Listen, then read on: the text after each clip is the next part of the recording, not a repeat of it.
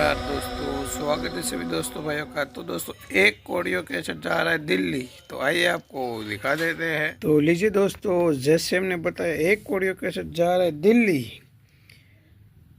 जैसी करनी वैसी बननी की सफलता के बाद आया था कर्ज चुकाना है।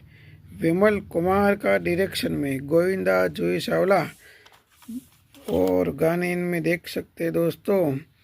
टोटल 8 है, लेकिन एक कसक मूवी का ट्रेलर मिलेगा, 10 नाइटिस का पैकिंग टिप्स की, और एरा कैसेट कर्ज चुकाना है।